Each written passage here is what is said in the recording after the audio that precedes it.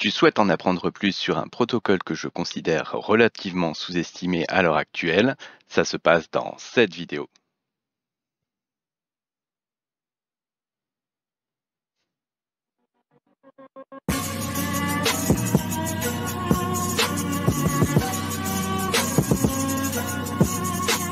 Bonjour à tous, bienvenue sur GoNoGo Crypto, la chaîne crypto où on se pose la question de rentrer ou pas dans les projets. Des génériques.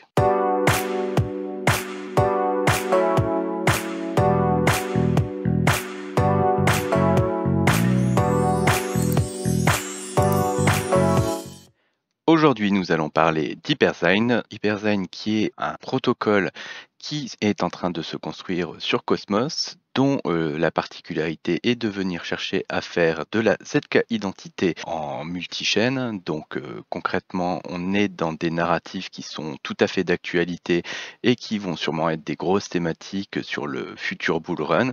Donc au niveau de ce projet-là, on peut se rendre compte qu'on a une équipe qui est bel et bien doxée, donc où vous allez pouvoir aller faire un petit tour sur leur LinkedIn et aller voir un petit peu les profils des différentes personnes.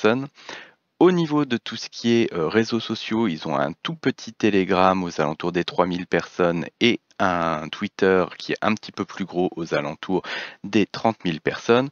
Donc comme vous voyez, c'est un projet qui est encore relativement sous les radars.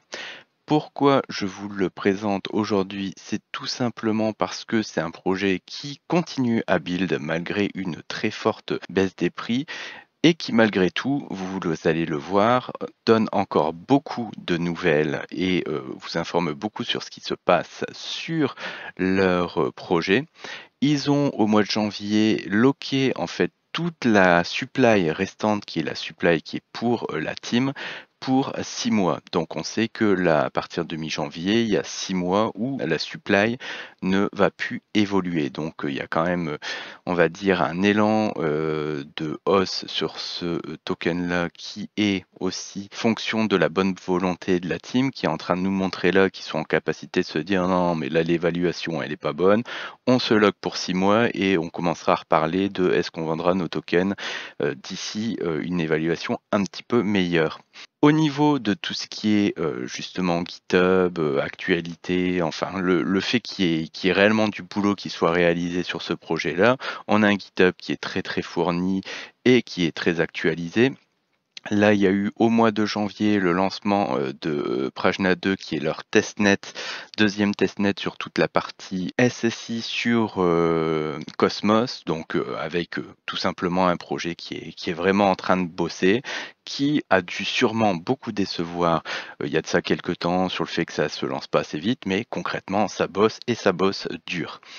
Au niveau des prix des seeds, etc., on peut constater que de toute façon, vu la baisse du prix du token, on est très en dessous des prix des gens qui sont rentrés en IDO, des gens qui sont rentrés au niveau des VC, etc. On n'a pas de VC particulièrement prestigieux, mais honnêtement, vu la valorisation actuelle du projet et ce qu'ils sont en train de bosser, je considère que là, on n'a pas de problème avec eux.